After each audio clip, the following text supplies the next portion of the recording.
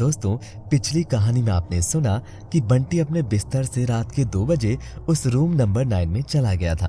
मैं और पायल भी उसे ढूंढने उसी कमरे में गए, जहां हमें कमरे के अंदर से बंटी और किसी लड़की की आवाज सुनाई दे रही थी।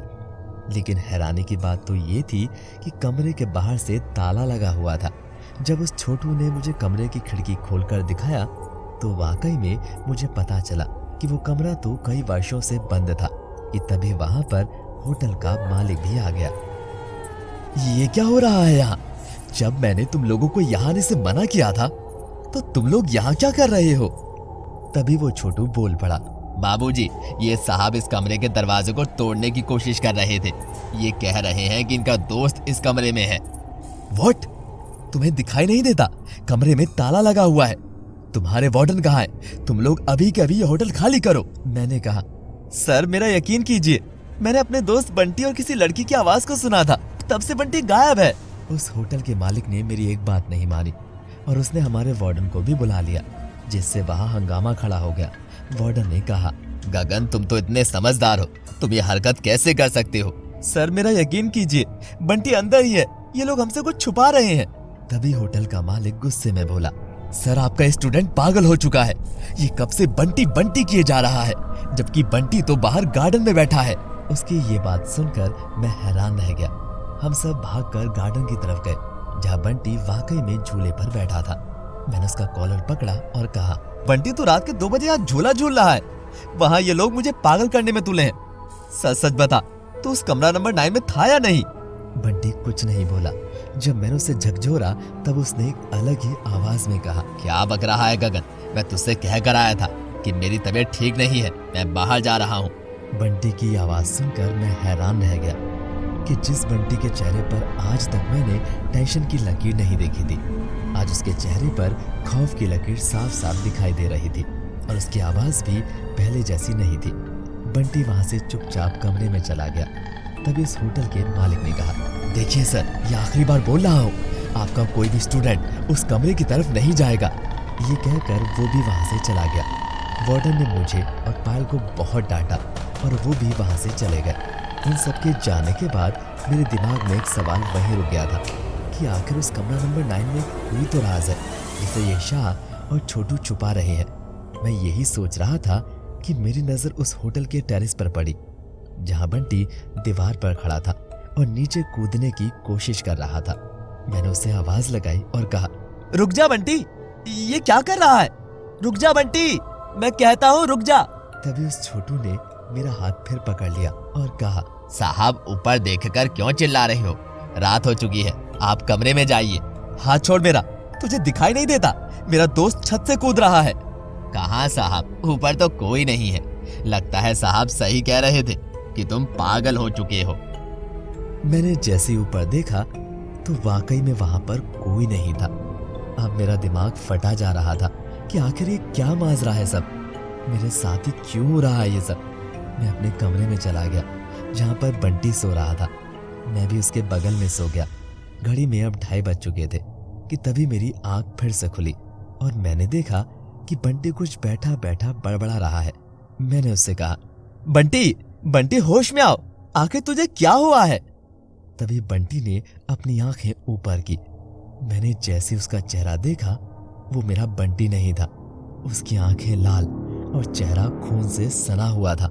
वो अपनी भयानक आवाज में बोला, तू बार बार मुझे क्यों परेशान कर रहा है? तेरी भी चिता जला दूंगा मैं उसी कमरे में, समझा? बंटी की ये बात सुनकर मैं भागकर अपने वार्डन और बाकी लोगों को जगाने चला गया कि तभी मुझे बंटी सीढ़ियों पर बैठा दिखाई दिया और अपने मजाकिया अंदाज में बोला, अरे अरे गगन भैया, कहाँ भागे जा रहे हो? उस कमरे के दरवाजे को और लात मारो, साले को तोड़ दो। चलो चलो उधर चलते हैं।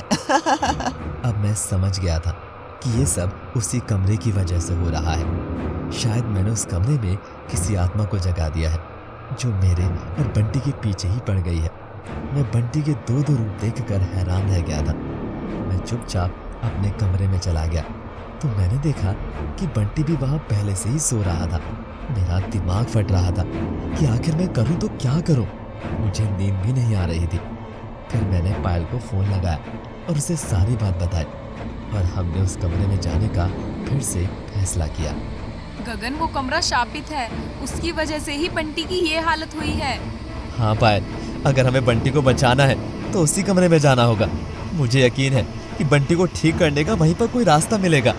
फिर पायल उस कमरे की तरफ निकल गया। कमरे के बाहर लाइट ऑन ऑफ हो रही थी। सच कहूँ तो वहां तक जाने में ही डर लग रहा था। पायल बहुत घबरा रही थी।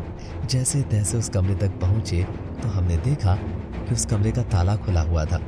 मैं और पायल डरते हुए अंदर गए। उस कमरे में मकड़ी के जाले लगे हुए थे। तभी मेरी नजर एक तस्वीर पर पड़ी जिस पर हाथ चढ़ा हुआ था। मैं समझ गया था कि ये कोई आत्मा ही है जो ये सब कर रही है कि तभी पायल बोली, गगन, ये कोई आत्मा नहीं है, ये कोई और है, वो देखो। जैसे ही मेरी नजर वहां पर रखे बंद बक्से पर पड़ी तो उसे देख मेरे होश उड़ गए। मैं समझ गया था इस होटल में क्या खेल चल रहा है। बस सवाल ये रह गया था कि बंटी की हालत किसने की है। हम दोनों वहां से चले गए। मैंने अपने कमरे में देखा तो बंटी सो रहा था। मैंने उसके सर पर हाथ फिराया और कहा, बंटी मेरे दोस्त, तू चिंता मत कर, कल सुबह तक जो भी तेरी इस हालत का जिम्मेदार है उसे सजा जरूर दिलवाऊंगा। थोड़ी देर बाद सुबह हो गई और मेरे वार्डन साहब को मैंने रिसेप्शन पर उस छोटू से झगड़ते देखा। ये होटल है या क्या है? मेरा सारा सामान मेरे कमरे से किसी ने चुरा लिया है।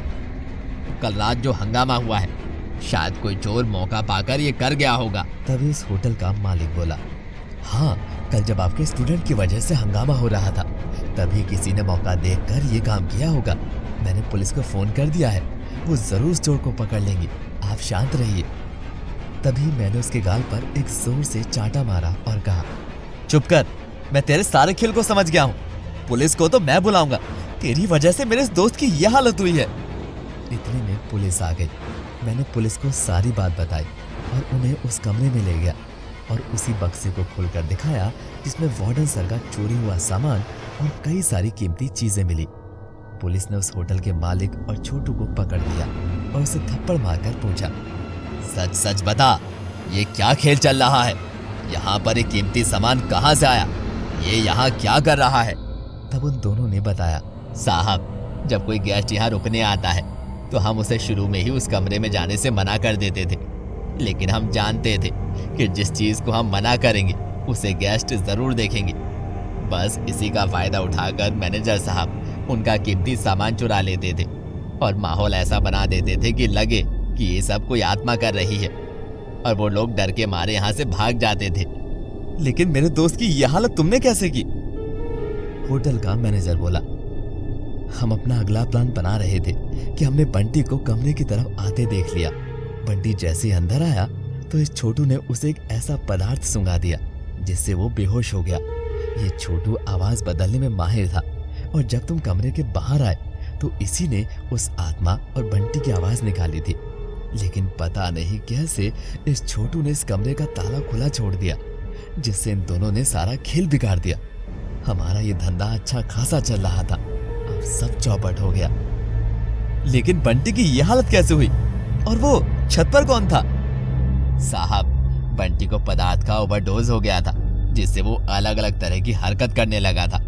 और उस दिन छत पर बंटी नहीं, मैनेजर साहब थे जो बंटी के चुराए कपड़े पहनकर खड़े थे। पुलिस ने उन दोनों को पकड़कर थाने में बंद कर दिया। हम सब भी बिना रिसर्च किए हॉस्टल वापस लौट आए थे। बेचारा बंटी जो हमेशा सभी को हंसाता था, आज पागलों की तरह हरकत करने लगा था, जिसे देख हम सब बहुत दुखी होते थे। तो दोस्तों, आपको ये कहानी कैसी लगी हमें कमेंट बॉक्स में जरूर बताइएगा। और हाँ दोस्तों, इस कहानी को अपने दोस्तों के साथ शेयर करना बिल्कुल ना भूलिएगा। तो बने रहिए हमारे इस चैनल के साथ। मैं हूँ आरजे मोहित और आप देख रहे थे आरजे मोहित स्टोरीज। मिलता हूँ आपसे अगली वीडियो में, तब तक के लिए बाय बाय, गुड बाय।